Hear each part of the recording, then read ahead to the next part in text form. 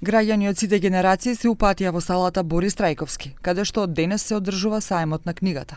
На 37-то издание на сајмот, кој се одржува под слоганот Храна за душата, ќе бидат представени повеќе од 65 издавачки куќи и 110 промоции.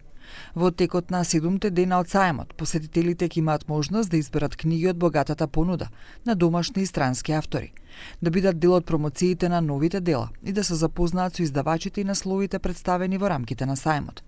Представниците на издавачките куќи очекуваат многу посетители, иако велат дека технологијата ја еродирала навиката за читање. Një çështje që duhet diskutuar shumë sepse vërtet teknologjia e ka bërë veten, I ka mbërthyer sidomos të rit, I ka mbërthyer shumë saj që janë larguar goxha nga libri, nga leximi, flas për nxënësit për shembull të shkollave të mesme janë më dobët dhe studentët janë pak më dobët. Fëmijët e moshës më të ulët prej moshës 7 deri 12 janë në rregull, janë të interesuar për libra, ju pëlqejnë të lexojnë, zakonisht I pëlqejnë edhe librat me ilustrim. Duke marrë parasysh se si shtëpia botuese në gjuhën shqipe jemi një numër shumë të vogël në këtë panajër, ndoshta edhe ajo është si shkak e lexuesve shqiptar të jenë në numër të vogël. Некој рекоа дека е потребен посоодветен простор за овој голем културен настан. Да, апсолутно сакаме да имаме сајм, како секоја држава во Европа и во светот. Да имаме сајм, да може убаво да се расплениме, да можеме да се искажеме на вистински начин.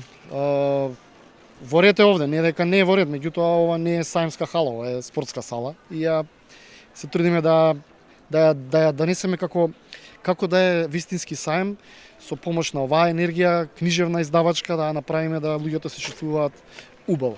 Ова е мислење и на министерот за култура Зоран Љутков, кој ветува дека се разгледуваат и други простори за подобра организација на сајмот на книгата. А дека организаторите одат според логиката колку има пријавени издавачки куќи и таков капацитет да обезбедат овде. Јас одам на друга варијанта дека во многу брзо време ќе треба да размислуваме сајмот на книгата да добие некаков поинаков простор, да не биде во спортска сала или во некоја сала која што не е адекватна за сајм на книга.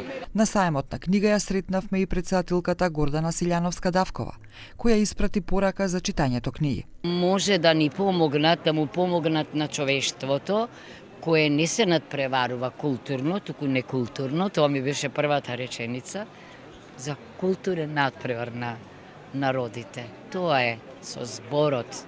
Бидејќи ако не читате и не може да размислувате, не може да ја продлабочувате мислата.